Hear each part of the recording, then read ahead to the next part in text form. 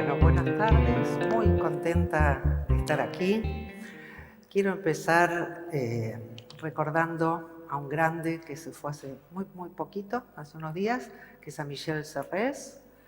En su último libro, que se llama Pulgarcita y que recomiendo muchísimo, decía: nuestras instituciones fueron creadas en un mundo que ya no existe. Y creo que tenemos que tomarnos esta cuestión en serio. El libro de Serres fue publicado, según algunos, 2012, 2013, pero por ahí. Y es increíble cómo en tan solo 5 años todo se desmadró. Todavía hay mucho entusiasmo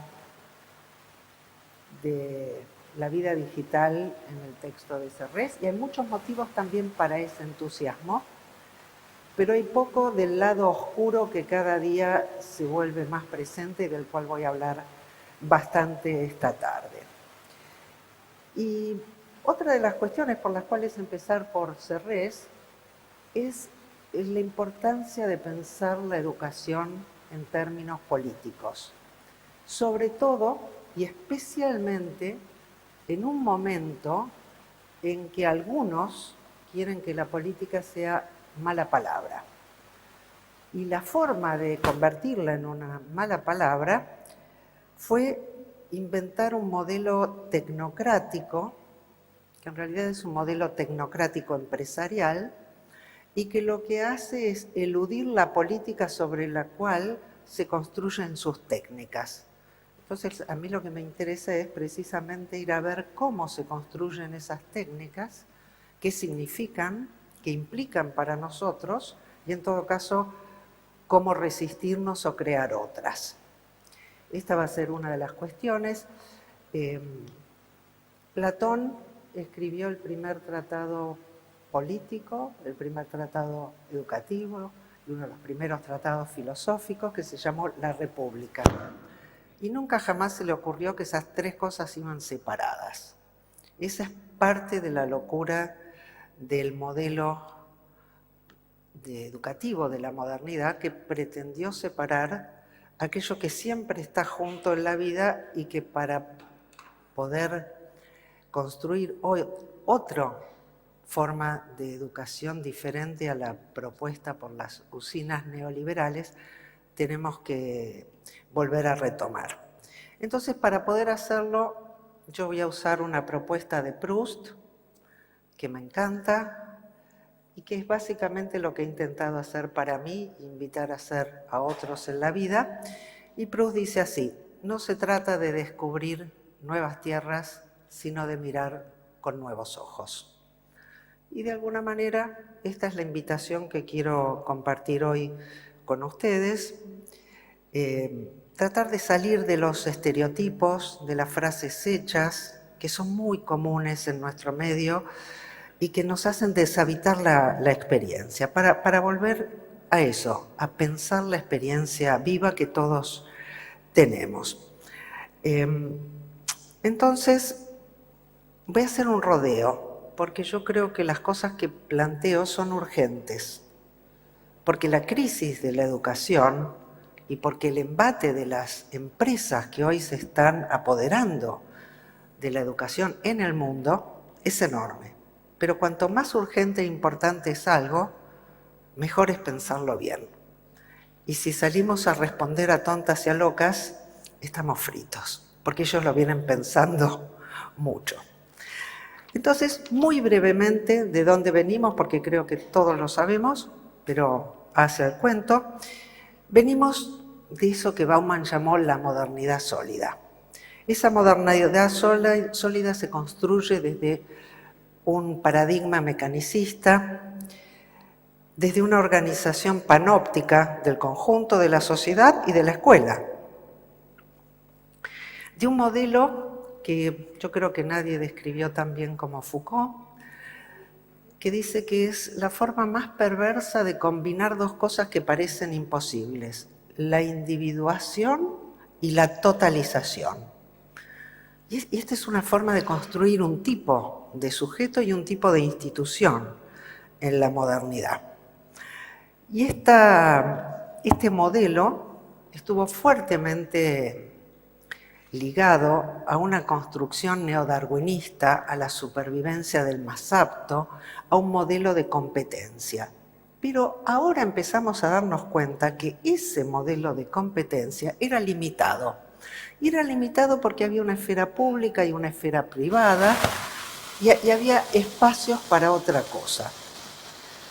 Y yo creo que en este sentido es muy importante que con el tiempo, yo acabo de terminar de armar un libro que es un recorrido temporal y que me permitió ver cómo fui cambiando y cómo fueron cambiando muchas cosas, qué posibilidades había y cómo pensarlas.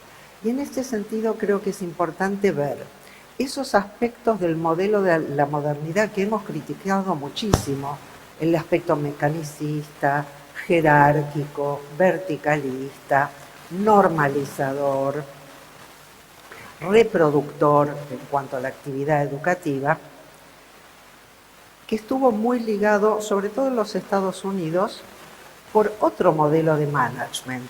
Esto pocas veces aparece en los textos de historia de la educación, cómo están ligados los modelos del management o del gerenciamiento o la gestión, hay distintas traducciones, o el modelo empresarial, para hacerlo más fácil, y el modelo educativo. Y Taylor, que fue declarado en su tiempo el enemigo público número 1 de los trabajadores, porque fue el tipo que inventó el sistema de producción que separaba cada uno de los gestos para que en la cinta de producción masiva cada quien gastara al menos tiempo para ser más eficiente en esa producción mecánica. Y el modelo taylorista entra en la educación también dividiendo y sectorizando los procesos que se dan en conjunto para construir un modelo evaluativo. Y este modelo de evaluación que la escuela tiene todavía hoy es el cuello de botella fundamental sobre el cual hoy se monta el modelo neoliberal. Sobre este mismo modelo, precarizándolo. Después voy a profundizar, pero me interesa mucho que tengamos en cuenta de qué mundo venimos. Al mismo tiempo hay algo...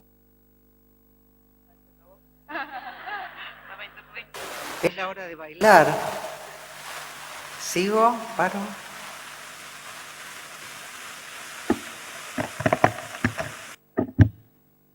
¿Sigo? ¿Me escuchan bien? No, ahora no se escucha nada.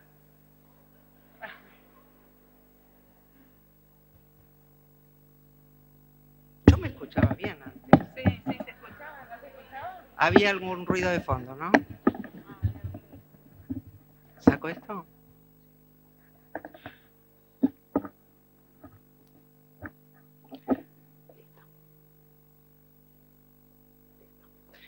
¿Ahora? Lo logramos. Bueno, al mismo tiempo, les contaba, Bauman tiene los libros más preciosos de Bauman, no sé por qué nadie los lee. Mi favorito se llama Comunidad y los invito muchísimo a trabajar ese texto. Y en ese texto Bauman, que ya había empezado con las cuestiones de la licuación, plantea algo muy interesante. Plantea que cuando empieza a desarmarse el panóptico, nos damos cuenta de que al menos el panóptico era un sistema de dominación a través de la vinculación. El que vigilaba y el vigilado estaban en el mismo sistema. Había un vínculo entre ellos. Y además, ese modelo panóptico, jerárquico, estructural, también era un modelo de sostén. Y era un modelo relativamente inclusivo. Los dominantes y los dominados también estaban ligados entre sí, se precisaban mutuamente. Por supuesto que uno podría prescindir de los dominadores, pero eso no suele entrar en el cuento. Pero había una ligazón. Y lo que se pierde, el tiempo que estamos viviendo, los tiempos despiadados que estamos viviendo hoy, son los tiempos de esa pérdida del vínculo. Bauman lo dice de dos maneras, las voy a decir las dos porque ambas me encantan. Habla de la secesión de los ricos o la liberación de los ricos. Es decir, en esa modernidad sólica, jerárquica, dominación del opresor y el oprimido, ya conocemos, al menos había un vínculo. Ahora se prescinde de la noción de vínculo. Y esa competencia, que era una competencia limitada porque había un espacio de lo común, ¿no? Y había un Estado que nos incluía a todos, ya no está. El Estado se está licuando de una manera muy especial. Y esto yo creo que es uno de los errores más grandes de la gente que habla del neoliberalismo sin enterarse de qué se trata, por lo general. Y es que lo que cambió entre el liberalismo, que tiene muchos momentos distintos, pero lo que cambió para la creación del neoliberalismo es la idea de prescindir del Estado. Ahora lo que hacen es apoderarse del Estado. Entonces lo que ha pasado es que de un Estado que durante un tiempo fue un estado de bienestar o benefactor según los distintos actores, pasamos a lo que Galbraith llama un estado predador. Es el propio Estado contra la gente. No es una situación cualquiera. Y tiene que ver con este movimiento de desafiliación, ¿no? Desafiliación es quitarle la mano a tu hermano. Es sentir que cada uno es absoluta, totalmente independiente y que mi vida depende sobre todo de mi buena onda. Después voy a profundizar. Yo tengo recontra buena onda, no duden. Entonces yo a este modelo lo llamé de una manera que me gusta por ahora mucho y lo llamo modelo SEO-ego. Estamos dominados por un tipo de personaje que no existía antes, ¿no? Que no tiene afiliación alguna, que solo responde a los accionistas y que para él lo común no existe. Y entonces quiero compartirles dos cosas.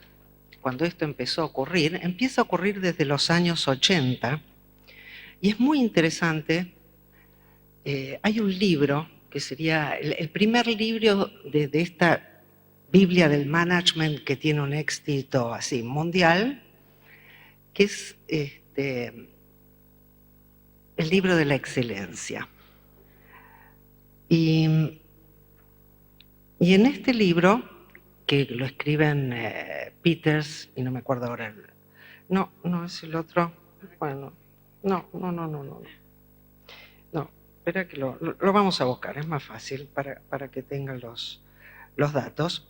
Sí, es un libro escrito exactamente en 1980, Waterman y Peters. Después Peters escribe otro, después del libro de la excelencia. ¿Me das acá micrófono? Perdón, hay en un estacionamiento acá a la vuelta, un Toyota 433 patente, el estacionamiento está por cerrar y le van a dejar el auto hasta el lunes. Si está acá, vaya. Perdón, pero No, está todo bien. Soy a prueba de interrupciones.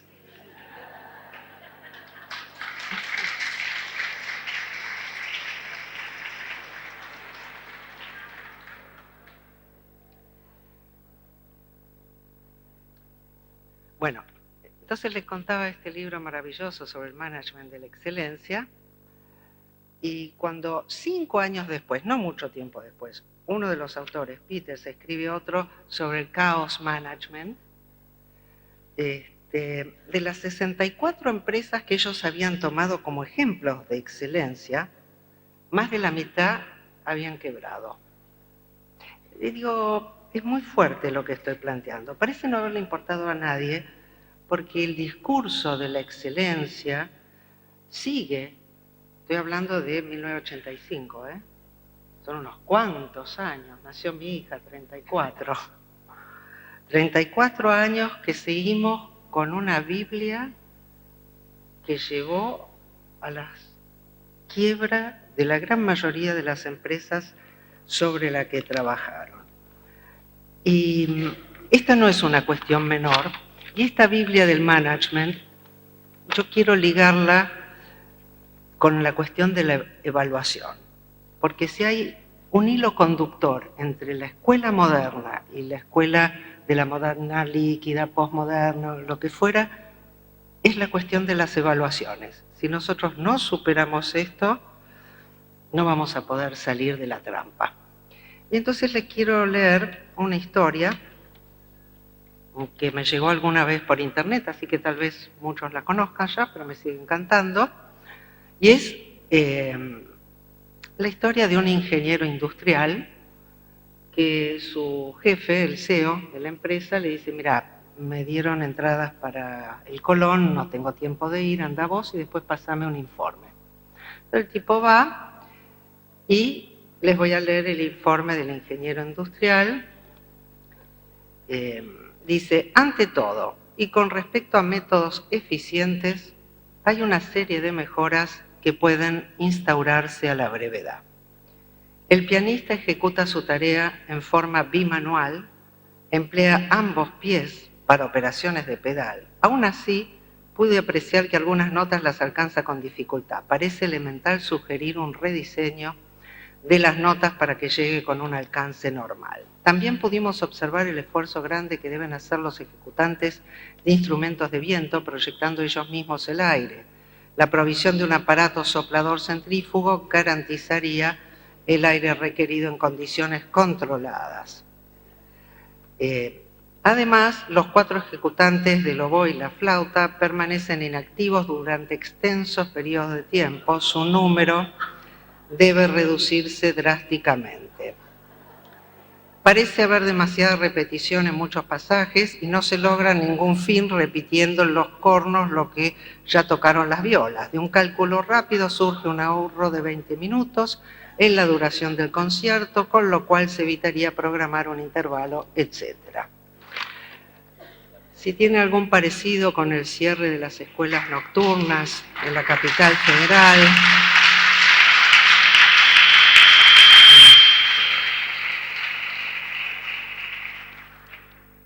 pero el problema es que este modelo, no exactamente así, pero este es el modelo de evaluación que se viene utilizando y del cual en buena parte todo el sistema educativo moderno nos forjó. Y entonces lo que tenemos que cuestionar es el sistema en conjunto. Y ahí viene una cuestión clave que yo quiero compartir, que frente a estos embates neoliberales, muchos los que intentan es una respuesta conservadora. Lo que quieren destruir lo tenemos que conservar. Por supuesto que yo quiero, y creo que todos acá queremos, conservar la pública y el orgullo de la pública, porque el modelo neoliberal es precisamente caer en la pública. Pero para conservar eso tenemos que cambiarlo. Esta es la paradoja que yo quiero compartir con ustedes. Porque en este itinerario que estuve haciendo, lo que me doy cuenta es que en estos años no hemos sido capaces de darnos cuenta la importancia crucial de transformar la educación para poder conservarla.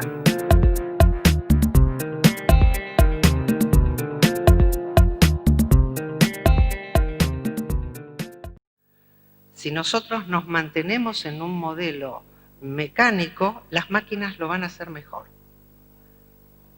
Y eso es algo que nosotros no podemos dejar de tener en cuenta. Tal vez no hoy, pero muy pronto, las máquinas puedan hacer eso, así, mejor.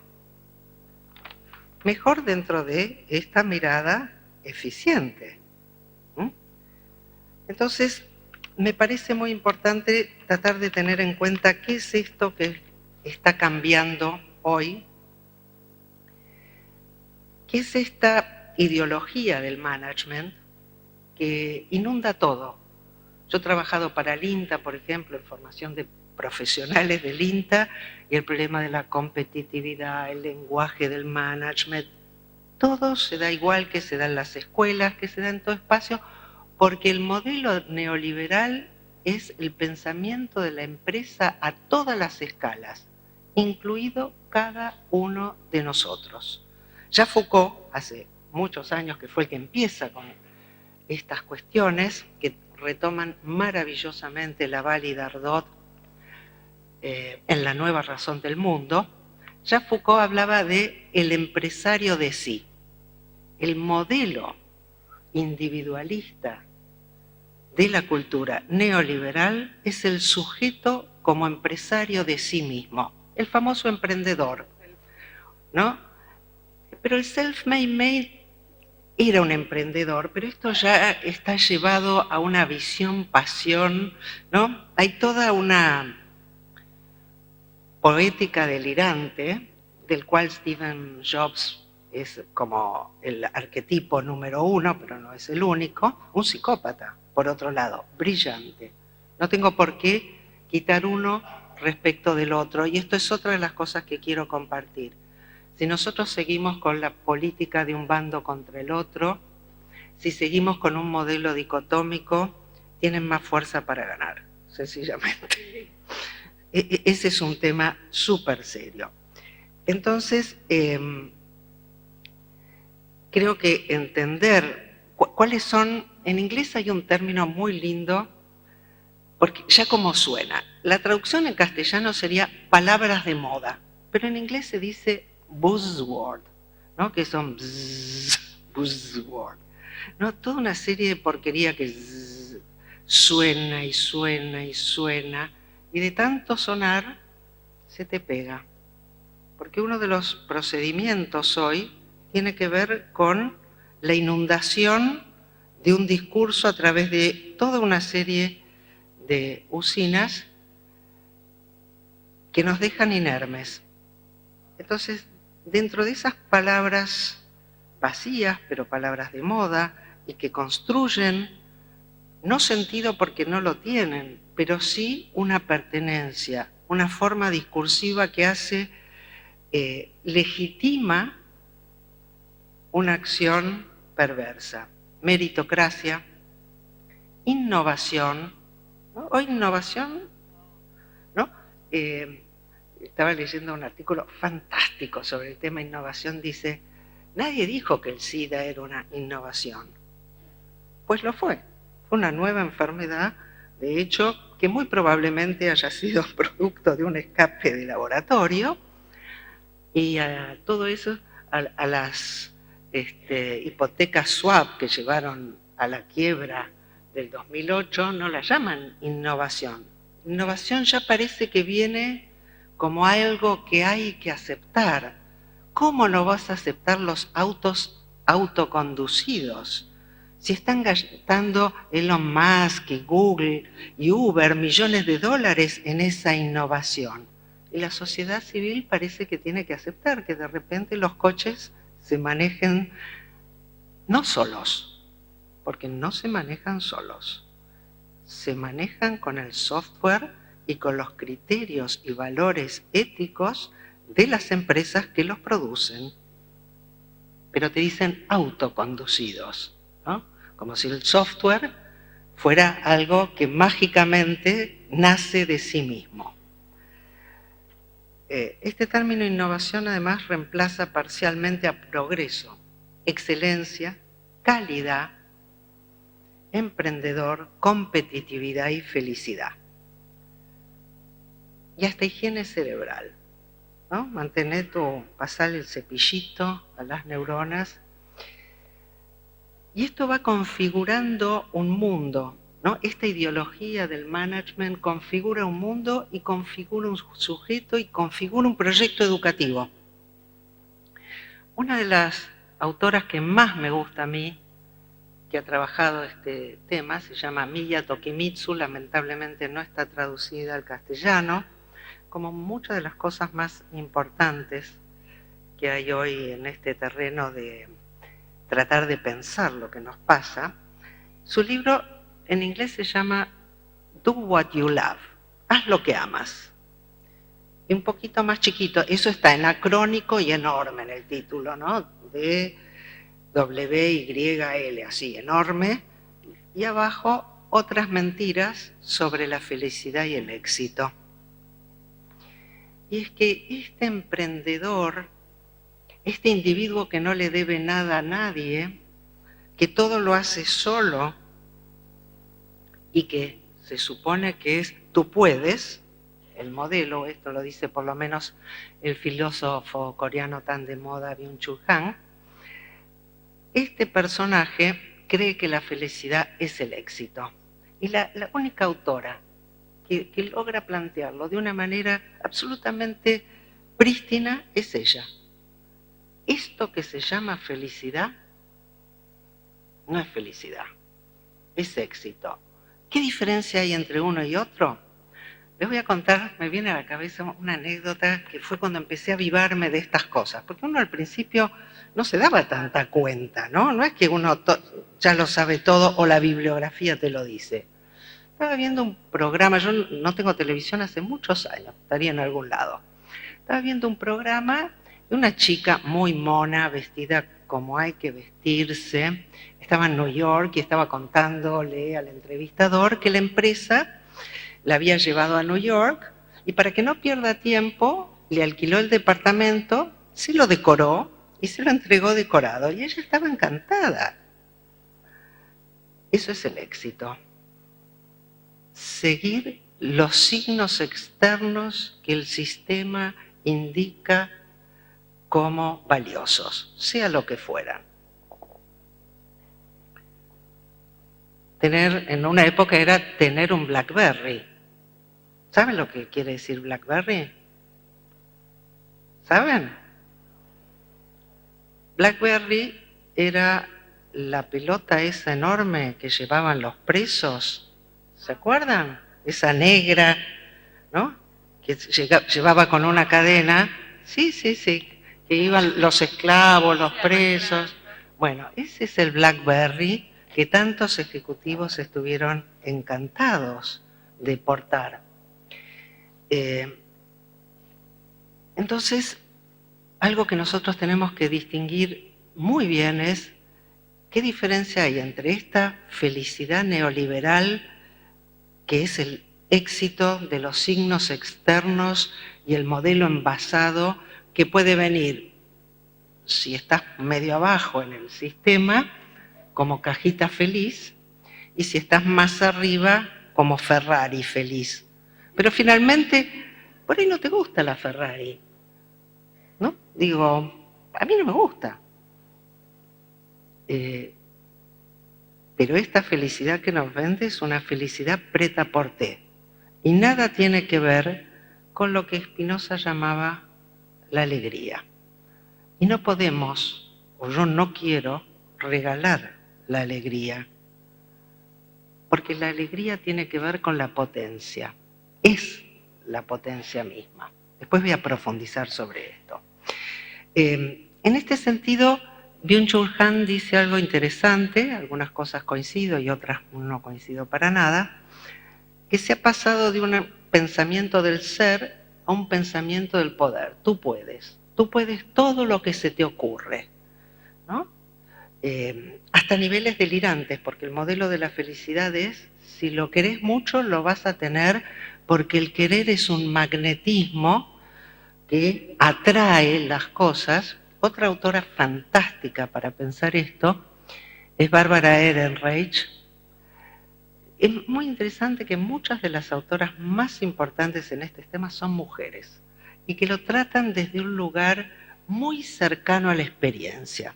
Barbara Ehrenreich es particularmente la crítica más importante al modelo de la felicidad envasada y ella empezó a darse cuenta de esto cuando tuvo un cáncer. un cáncer de pecho y la exigencia de todo el conjunto, sobre todo los médicos, por supuesto, de que le ponga onda al asunto. Y que no vaya a ser que exprese ninguna emoción negativa. Y ella necesitaba expresar sus emociones negativas. Y allí empezó a investigar esta cuestión de la positividad y la felicidad, que la cultura norteamericana especialmente tiene muchísima trayectoria y que tiene que ver con este modelo de transformación. Este modelo de transformación que la Thatcher describió mejor que nadie, así que la voy a citar a ella, espero que no se ofendan por la fuente, pero es muy bueno, decíamos antes, conocer al enemigo, ¿no? Lo decía así: la economía es el método, el objetivo es el alma. No sé si les queda claro, ¿no? Entonces, en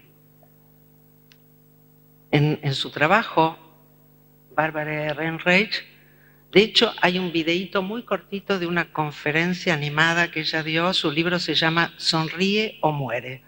Lo encuentran en YouTube, está subtitulado, es una joya.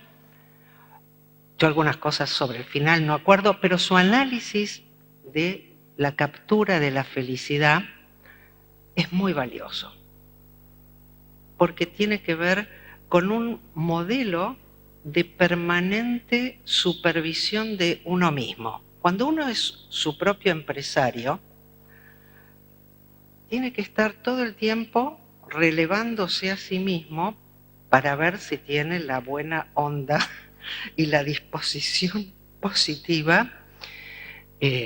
No se sabe para qué, pero la tiene que tener por otra parte. Y entonces, así como el modelo calvinista estaba todo el tiempo auscultando, invitando, ¿no?, al creyente a auscultar sus pecados, el modelo contemporáneo está invitando al creyente y a las maestras y a los profesionales a auscultar las emociones propias y ajenas,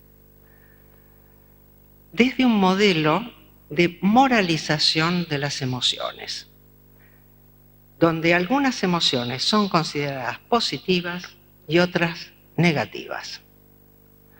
Y se inventa la idea, peregrina por cierto, peregrina porque además va por todo el mundo, de una inteligencia emocional. Cuando lo volvemos inteligencia, además lo volvemos muy fácilmente envasable en un combo para manipularlo.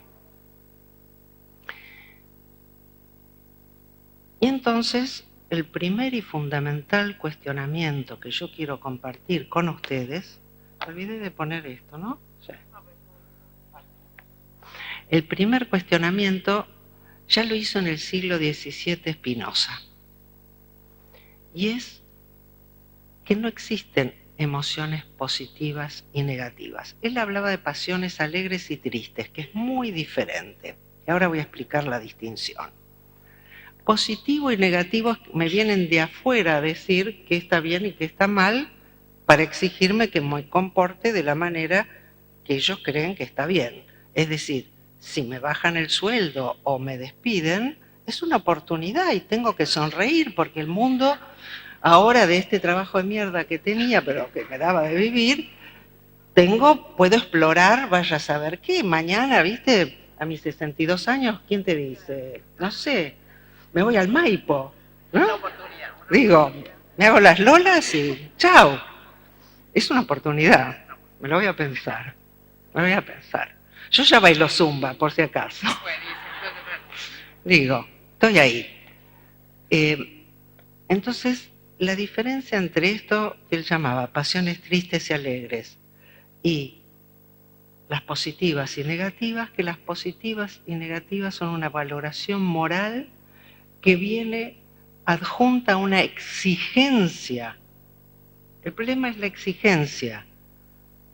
Tenés que sonreír, tenés que ponerle onda, tenés que lo que sea. Lo que Spinoza planteaba y lo que vivimos todos, uno no le encanta estar rabioso. Yo estaba, cuando venía para acá, tengo tanto para compartir, que estaba como muy agitada y qué sé yo, y no es que me encante estar agitada. Entonces me la puse a Marta Gómez, ¿no? Con unas musiquitas, los ritualitos y toda la música que me encanta, porque prefiero no estar agitada. Y después charlando ya se me pasó. Pero no es que está mal estar agitada, es que yo quería estar de otra manera. No era que el sistema me exigía estar así o asá. Entonces la diferencia es que eso que Spinoza llama las pasiones tristes, no es que están mal, no es que está mal tener esta pasión, es que una pasión triste está indicando que algo me descompone, que algo me hace mal, que algo me perturba de una manera que disminuye mi potencia de existir, de pensar, de producir. Entonces no es una cuestión moral y no es una cuestión de obligación. Cuando uno está habitando una pasión triste, trata de moverse de allí, no para adecuarse a la exigencia del sistema, sino para promover su potencia. Y no hay ningún tipo de auscultación permanente de cuáles son las afecciones y los afectos que debería tener, porque no debería tener ninguno. Pero sí hay un estar presente en la vida para darme cuenta de qué me potencia y qué no. Y eso el sistema no me lo puede decir. Eso lo puedo saber yo explorando. Y esta es una de las cuestiones más importantes, porque estos modelos de manipulación de las emociones, porque se construyen no desde el objetivo de comprender, porque cuando uno está desde la moral y no desde la ética, lo que quiere no es comprender, lo que quiere es manipular, controlar y hacer que uno y el otro hagan lo que el sistema dice, el sistema moral me refiero, que es lo adecuado. En este sentido yo creo que hay un peligro en nuestra cultura contemporánea con todos estos combos que tienden a la manipulación emocional y no a la comprensión emocional. Porque no se trata de que alguien comprenda por qué está cabrero, pongamos porque lo echaron. No sé si vieron un videíto precioso de MKB que habla de las publicidades de que está bueno, que es re cool comer la basura, ¿no? Y van cambiando, todas las cosas que son horribles se presentan como maravillosas. No hay energía, mejor, la luz eléctrica te hace mal, prende la vela, etcétera, ¿no? Le vas encontrando la buena onda a todo. El problema es que hay alguna gente poco perspicaz, para decirlo delicadamente, que cree que solo hay buena onda y mala onda. Y este es el pensamiento dicotómico. Yo no quiero cambiar la buena onda por la mala onda. Quiero habitar la experiencia de la vida para promover la potencia en el vivir. Eso es algo muy distinto. A mí me molesta mucho, por ejemplo, que estamos en invierno y tuve 26.000 pesos de gas. Así que como que no puedo prender todas las estufas que quiero. Y mi problema no es la mala onda, mi problema es el costo del gas y voy a tratar de hacer cosas que puedan modificar las tarifas de gas. Pero mientras tanto, hasta que lo logre, tengo que hacer otro montón de cosas buenas en la cotidianidad de mi vivir. Pero no es uno u otro. El modelo de la buena onda es, vos ponele buena onda y olvídate de todo lo que tenga que ver con la construcción colectiva para cambiar los contextos de vida. Entonces, el lugar, la diferencia de una propuesta como la de Spinoza, que tiene que ver con conocer nuestra existencia como cuerpos vivos, pasionales, afectivos, relacionales y vinculares, tiene que ver con que a partir de esta comprensión nosotros podemos promover otro modo de convivir, que no es el modelo ni de la modernidad sólida, que negaba el lugar y el aspecto constructivo de los afectos, ni el modelo de la manipulación que está promoviendo esta ideología de la felicidad. Yo creo que nosotros estamos ante lo que yo llamo un matrimonio siniestro, que une esta ideología del management con la psicología positiva, con lo que yo denomino el neuroconductismo y la algoritmización o datificación de la existencia.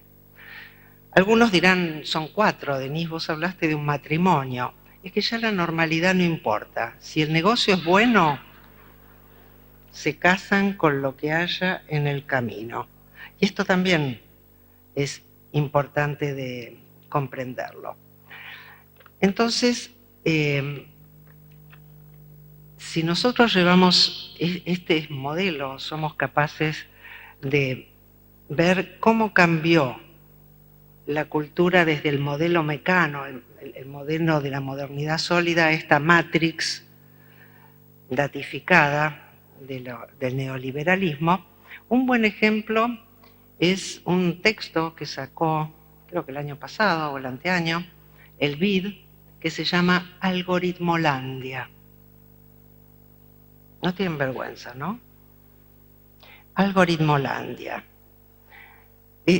Por eso yo soy tan específica con que tengamos en cuenta que no toda innovación es buena, que queremos conservar muchas cosas, que no todos queremos conservar lo mismo y no todos queremos innovar de la misma manera, que esto es un campo problemático, tenso y a discutir. Pero que en cualquier caso, cuando hablamos de los avances de la tecnología, los avances de la ciencia, tenemos que borrar este vocabulario, porque no es solo una forma de decir. Una vez que uno dice el avance, ya cree que hay que ir hacia allá, porque estamos construidos en una metáfora de este tipo.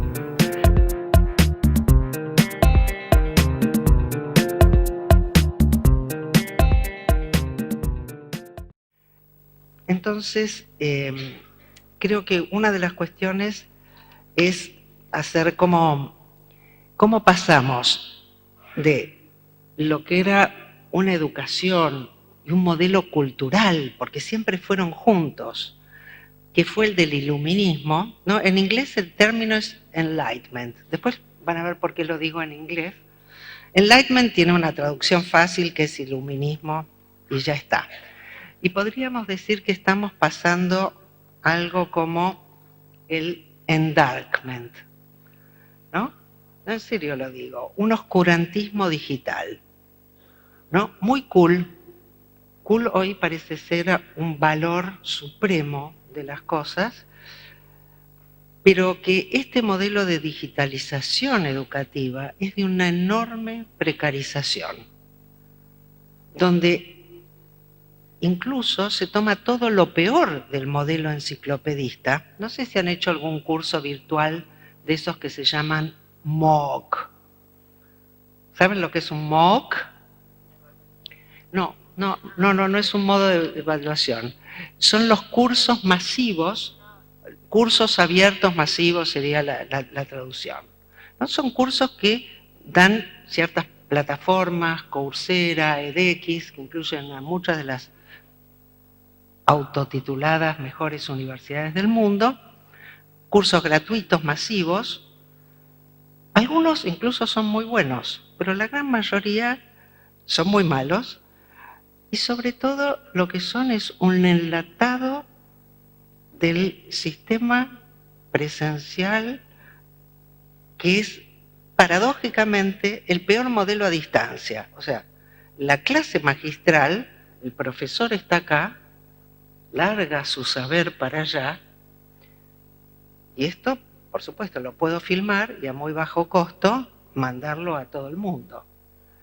La gran mayoría son paupérrimos.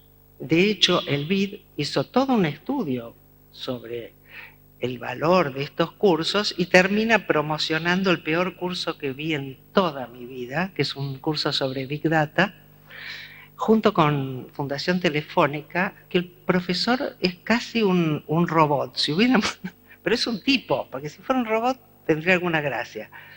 Y en esto, Cathy Davidson, que es una de las pensadoras más interesantes hoy sobre la transformación educativa, Cathy Davidson lo dice como provocación, yo lo dije y quiero volver a repetirlo en este momento. Si vamos a hacer lo que las máquinas pueden hacer, las máquinas nos van a reemplazar.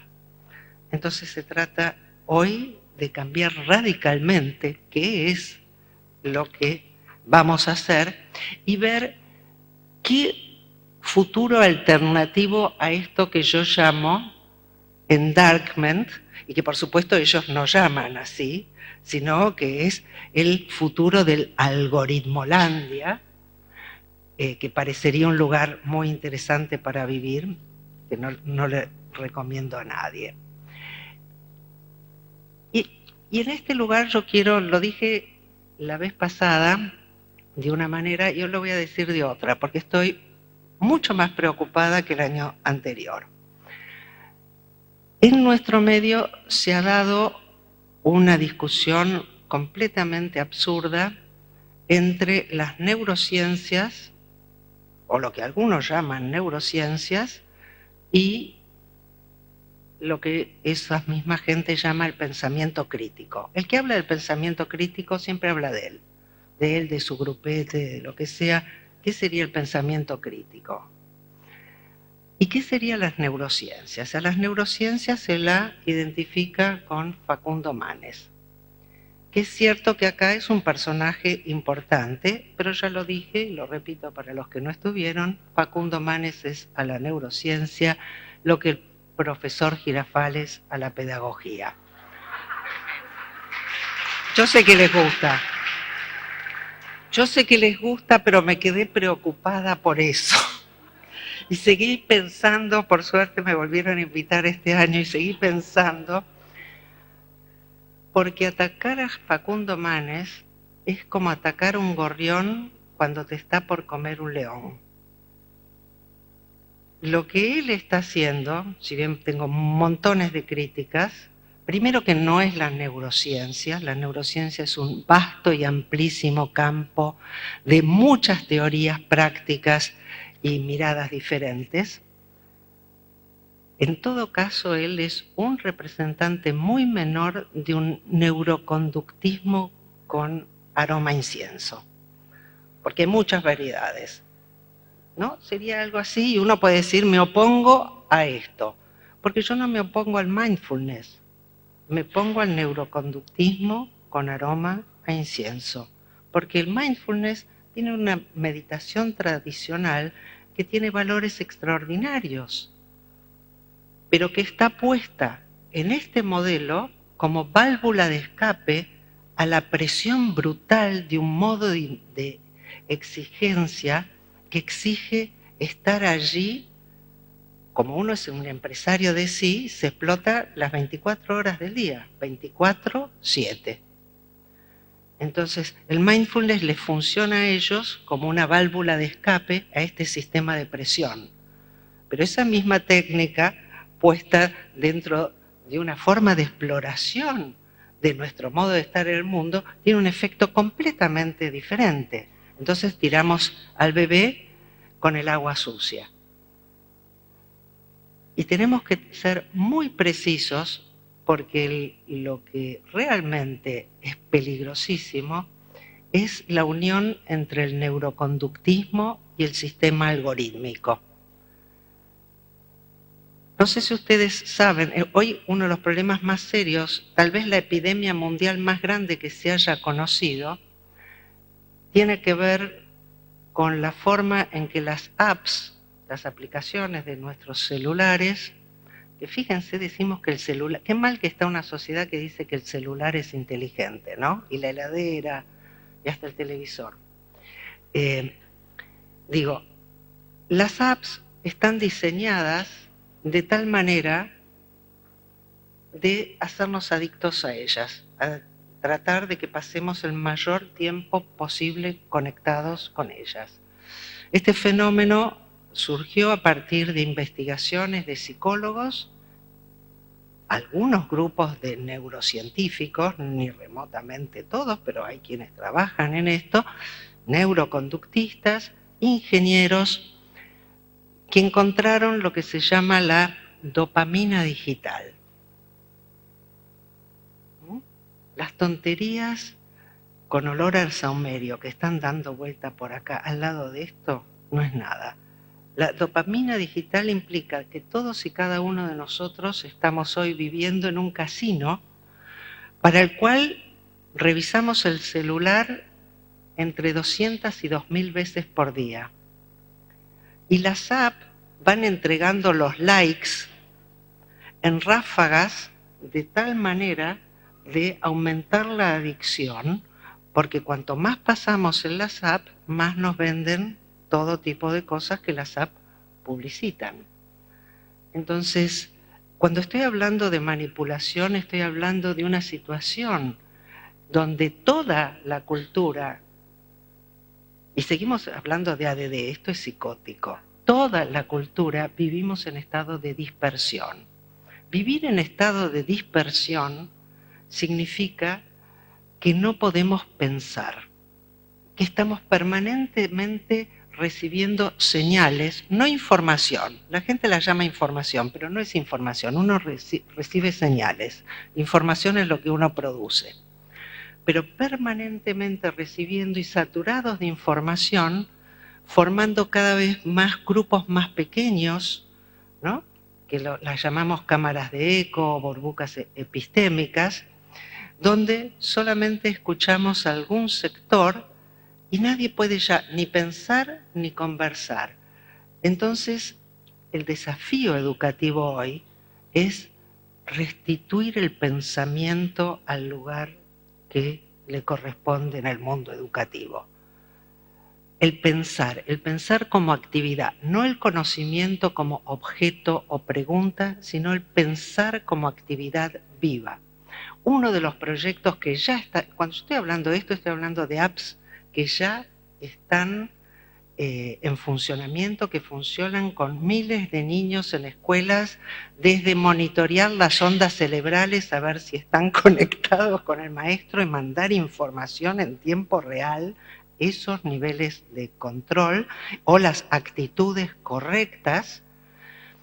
Esto ya está funcionando. Empresas que publicitan su actividad diciendo el cerebro es programable, solo necesitas el código. Y aunque esto sea falso, que lo es, no quiere decir que no seamos manipulables y que estos modelos, que no les interesa para nada entender realmente cuál es el funcionamiento del ser vivo, pero sí les interesa manipular, sean muy eficaces, porque ellos solo focalizan en aquello que permite la manipulación. Entonces, mi propuesta es que, uno, este endarkment está viniendo, pero no es una fatalidad.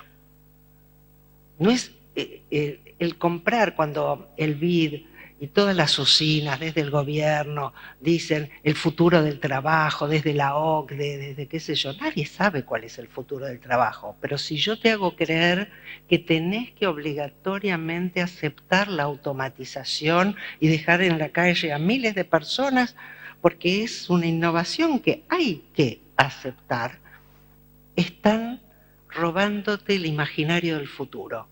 Nosotros tenemos que ser capaces de gestar, no una crítica al imaginario del futuro de ellos. Uno de los mejores libros que leí en el último tiempo dice, si fuera por la crítica al capitalismo yo hubiera caído hace un montón. Lo que nosotros tenemos que forjar es otro imaginario y otras prácticas cotidianas que lo hagan existir.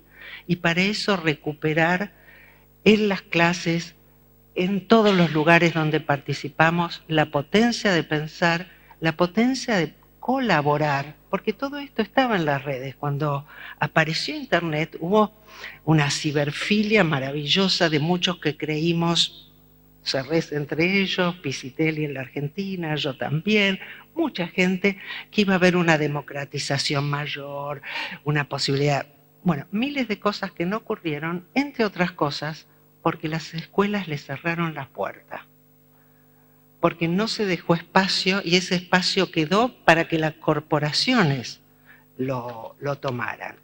Por eso, sí, por eso mi propuesta es pasar de, ahora sí lo voy a decir en inglés y van a entender por qué, del enlightenment, no al endarkment, sino al enlivenment. Es un término que no se puede traducir bien al castellano. Sería pasar del iluminismo a la vitalización.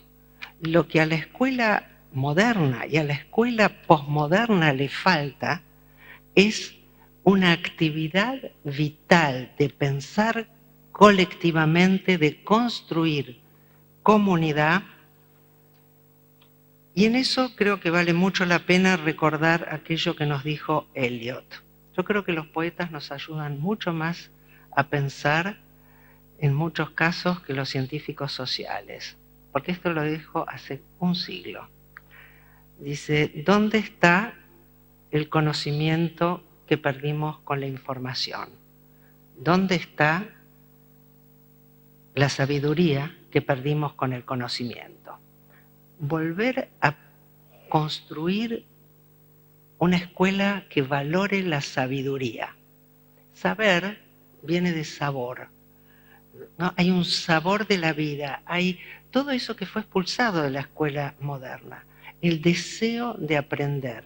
La escuela moderna se construye sobre la suposición de que los niños no quieren y hay que obligarlos y que para eso hay que darles premios y recompensas. Por eso hoy hay un conductismo recargado, ¿no? Lo que hacemos, pero el conductismo recargado es mucho peor que el conductismo anterior. Por eso el problema no es las neurociencias, es el conductismo, ¿no? Que es muy insidioso y se transforma de muchas maneras, y el asunto es que antes la zanahoria estaba afuera y ahora la zanahoria está dentro. Este discurso de la felicidad es meterte la zanahoria adentro y de esa no te librás. Para poder librarnos todos de esa zanahoria tenemos que salir del modelo del éxito, y salir del modelo del éxito es salir del modelo del premio y del castigo. Y en la educación es darnos cuenta de que todo ser vivo, no solo el ser humano, está constituido desde el deseo, y el deseo siempre es deseo de aprender, siempre es deseo de pensar. Y lo que tenemos que promover colectivamente es ese deseo. Y el sabio no tiene buena onda ni mala, por supuesto. El sabio lo que hace es habitar la experiencia, pensarla en el contexto junto al colectivo con el que convive. Por eso yo quería terminar, pero no quise traer PowerPoint, porque hablar de todo esto con un PowerPoint me parecía horrible y además me sentía que me obligaba. Pero quería terminar con una canción que no se las voy a cantar porque arruinaría toda la buena onda que tuvieron hasta ahora, pero creo que muchos la conocen, que es una canción que canta María Betania, que se llama Eterno Aprendiz. Cuando logremos construir una escuela donde todos y cada uno, desde el directivo hasta el portero, los niños, los padres, los vecinos, nos ubiquemos como eternos aprendices, vamos a poder construir esta otra imaginario, práctica y vida colectiva que puede lograr que no terminemos en este oscurantismo digital. Gracias.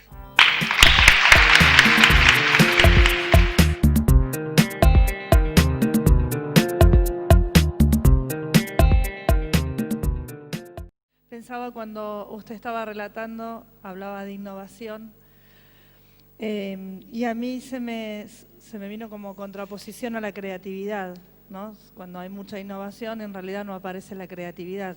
Pensaba, es una pregunta en realidad, ¿no? Comparto mi inquietud. Y que esta innovación, al quitar la experiencia, quita también la posibilidad de mirada del otro y de hacer con un otro. Bueno, es un pensamiento modo pregunta. Podría retomar lo de la alegría como potencia vital, a diferencia, digo, de lo que podría pensarse como la buena onda, la cosa maníaca, negar la tristeza, todo eso. Hola, ¿qué tal? Yo soy Daniela y Denise, el año pasado te descubrí en este congreso, no te conocía. Desde entonces empecé a seguirte y me quedó el año pasado algo que vos hablaste en torno a la calidad educativa. Y me gustaría que si lo podés repetir. ¿Qué tal? Mi nombre es Anabela y en relación a las emociones positivas y negativas, por ejemplo en Provincia de Buenos Aires, el nuevo diseño de educación inicial, aparece esto de emociones negativas y positivas y la respuesta, la pregunta sería cómo seguir resistiendo, pensando, esto que aparece desde el Estado, ¿no? Los diseños curriculares, eso, cómo seguir resistiendo. Bueno, con el tema de la innovación, siempre nuestro pensamiento dicotómico nos lleva a que se contrapone en la innovación sería la conservación. Y entonces o uno es un conservador o uno es un innovador y ahora la onda es ser innovador. Y el problema es precisamente esto. Hace un par de años hice un taller muy lindo con Maturana y él hizo una pregunta preciosa. Dice, algo muy importante que uno tiene que pensar en su vida es ¿qué queremos conservar? Y esta pregunta de Maturana que a mí me siguió dando vuelta en la cabeza cuando estaba preparando esta conferencia, me llevó a este lugar paradójico. La complejidad es siempre paradójica, donde para conservar algo, que es el orgullo de la pública que todos queremos conservar, y no solo el orgullo, el lugar de la pública, la construcción de lo común, tenemos que transformar la escuela. Vamos a tener que innovar para conservar, porque precisamente en la vida ese es el movimiento. En la medida en que los contextos cambian, para conservar ciertas cosas tenemos que crear otras nuevas. Pero vos dijiste precisamente ese término. Cuando se hace un culto de la innovación, parecería que algo es meramente bueno porque lo acabo de inventar. Y es un discurso ideológico muy poderoso, ¿no? Cuando dicen los avances de la medicina, algunos son avances y otros son desgracias. No todo es un avance. Antes los partos se hacían en las casas, con tiempo, con una mujer, acostadas, siguiendo los ritmos. Y de buenas a primeras vino el avance, que nos llevaron a un hospital, nos acostaron en una cama. Eso no fue un avance bueno. Entonces, en relación a la innovación, es estar atentos al culto. No es estar ni a favor ni en contra, porque sería absurdo. Yo quiero conservar ciertas cosas en mi vida, pero no a cualquier precio. Por ejemplo, no estoy dispuesta a hacerme una cirugía estética, porque prefiero mis años a una cara de no sé qué. Digo, otros preferirán otra cosa, pero cuando algo se vuelve mandato y obligación, ahí deshabitas la vida, deshabitas la presencia, deshabitas la subjetividad, deshabitas el pensamiento. Y lo que yo quiero promover es justamente todo esto. Tomando la pregunta de alegría y contento, que la voy a juntar con cómo seguir resistiendo las cosas que están haciendo. Que hice algo raro. Ahí la alegría, lo que Spinoza, la palabra que usa alegría es sinónimo de potencia. Pero potencia no es el tú puedes, que es un mandato. Potencia es lo que efectivamente puedo. Marguerite Yourcenar en algún lugar escribió algo muy precioso. Dice, qué diferente sería el mundo si la educación, en vez de buscar en cada uno lo que no puede, promoviera lo que sí puede. Entonces, esta potencia es algo que todo ser vivo tiene, todo lo que existe, pero estamos interesados en los seres vivos. Todo ser vivo puede algo. Y entonces la alegría tiene que ver con promover la potencia. Pero como la vida es convivencia, inevitablemente la definición misma de la vida, a diferencia de estas salvajadas neoliberales, cuando uno entiende, por eso me enoja mucho esta oposición entre pensamiento crítico y neurociencias, porque son los mismos idiotas que después hablan del dualismo cartesiano, pero apenas aparece cualquier cosa donde ponga un lugar al cuerpo, lo eliminan.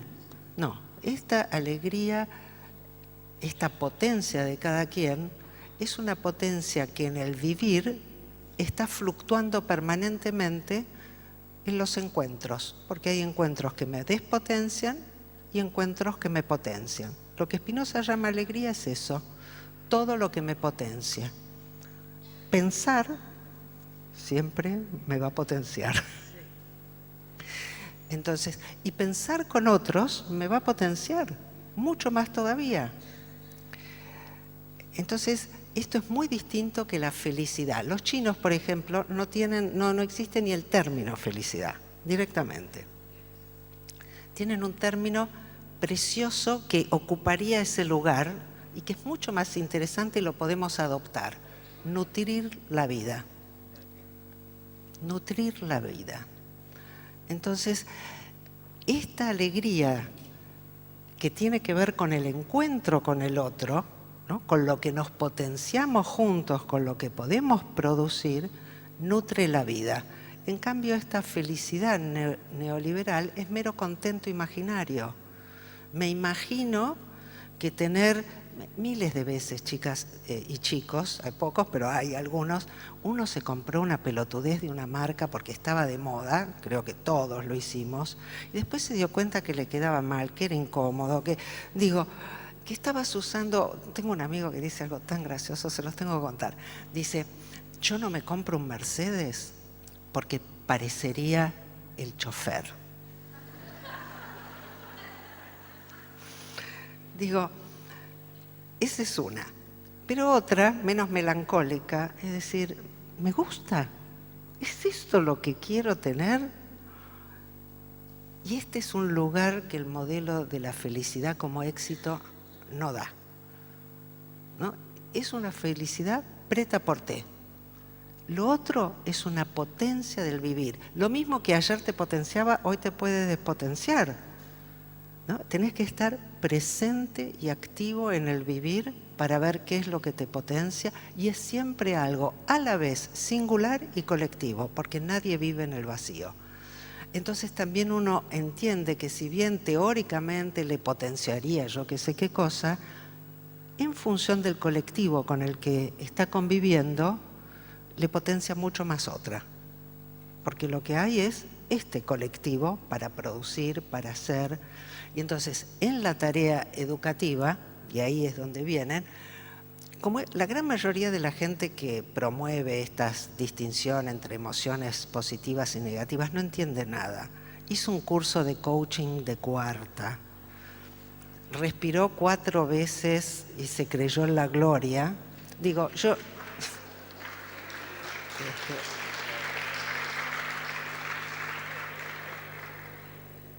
yo hice el entrenamiento en mindfulness, medito, valoro enormemente. Hay toda una tradición extraordinaria donde esto es parte de una comprensión de un lugar en la vida con uno mismo y con el otro, y el valorar tu vida afectiva es algo fundamental. Entonces, lo que yo invitaría es no hacer oposiciones absurdas y saber mucho más, o sea, aprovechar esto para darle un lugar a aquello que no tenía lugar en la escuela. Hay un video precioso, está en mi página, está en YouTube también, pero en YouTube, no sé cómo decir, es un profesor japonés que los chicos vienen con un problema. Y la verdad es que en Japón el lugar de los afectos es muy importante, al mismo tiempo es una sociedad muy brava. Pero hay un lugar, y él da un espacio para que se trabaje esto, pero no desde el mandato del que grita es un energúmeno, en cambio el que sonríe le voy a dar un premio de no sé qué cosa. El lugar clave es en la vida todas las emociones, piénsenlo en la experiencia, porque todos estos cursos de porquería usan una bibliografía que está totalmente desligada de la experiencia viva. Si vos imaginate que vas a un entierro y te cagás de risa, ¿te parece buena onda? No, ¿no? Bueno, esta gente no sabría qué hacer con sus emociones positivas y negativas en estos contextos. Si están tratando de violar a tu hija, ¿una sonrisa es la respuesta adecuada? No, la vida justamente nos ha dado toda esta hermosa paleta emocional que incluye todo esto que esta gente dice que es negativo, pero que es muy valioso: indignarse, enojarse cuando hay una injusticia, gritar cuando corresponde, ser intenso, plantear lo que uno desea. Entonces lo que nosotros podemos hacer es justamente dar lugar a toda la paleta de emociones. La escuela moderna puso todo a gris. Ahora parece que es todo amarillo. Nosotros tenemos una paleta. ¿Sí?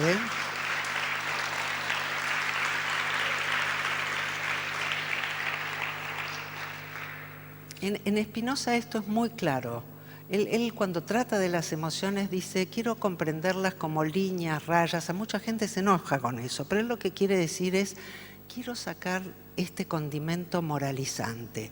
Quiero comprender qué produjo esta emoción, cómo se generó, cómo puede cambiar en función de potenciarnos mutuamente. Entonces podemos tomar todo este lenguaje, podemos hacer lugar a esto para hacer una transformación.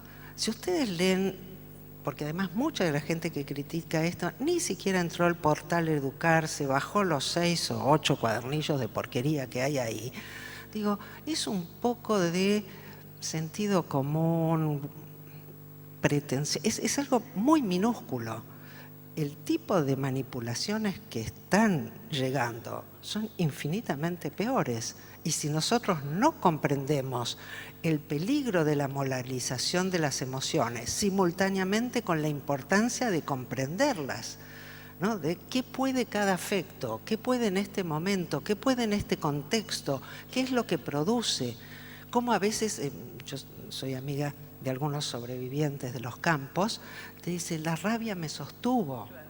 Digo, hay un momento, mucha gente con cáncer dicen, déjenme gritar en paz. O una mujer en un parto, ¿no?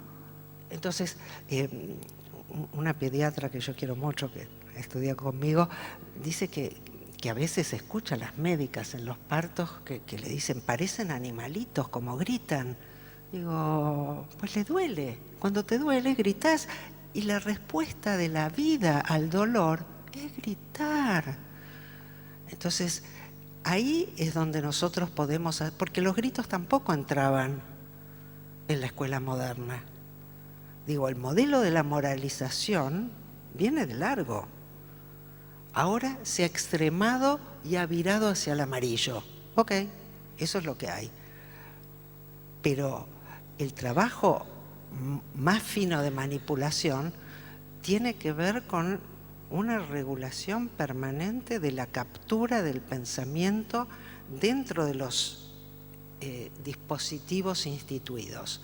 Y lo que la escuela puede hacer es no expulsar la tecnología, sino transformar la relación con la tecnología. Si yo la expulso, lo que hago es que apenas salen, ellos y nosotros agarramos el celular a ver cuántos likes, cuánto esto, cuánto lo otro, y en vez de estar capturados en un... ¿Cómo hacemos para salir de una burbuja epistémica? ¿Cómo hacemos para salir de una cámara de eco si no hay un espacio de conversación, de pensamiento común?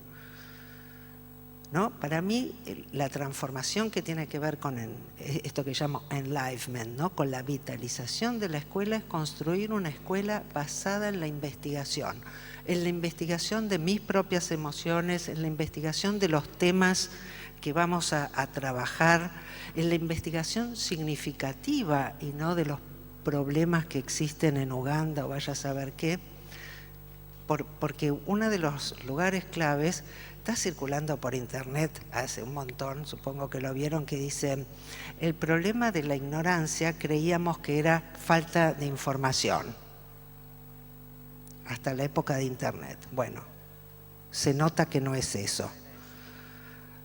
Y lo que realmente falta es pensamiento, indagación, investigación, y esto lleva también una transformación radical de las formas de formación docente, porque el trabajo de investigación no es investigación en cualquier cosa, también tiene que ver con investigaciones significativas en los contextos de vida y una organización diferente del aula, de la institución y de las prácticas cotidianas. No sé si hay alguna otra pregunta. Hablen ahora o callen para siempre.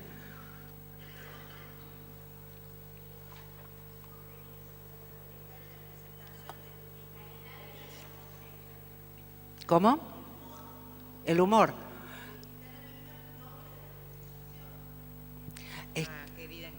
Es que el humor, te digo, les cuento la trastienda del asunto. Me invitaron a hacer un informe para el BID y decidí hacerlo, porque quería saber lo que preguntaban. Y por supuesto contesté lo que yo pensaba. Pero cuando leí lo que preguntaban casi me muero. Porque eso fue lo que dio origen al título, ¿no? ¿Tiene sentido seguir educando a los jóvenes y después no van a poder hacer nada con eso?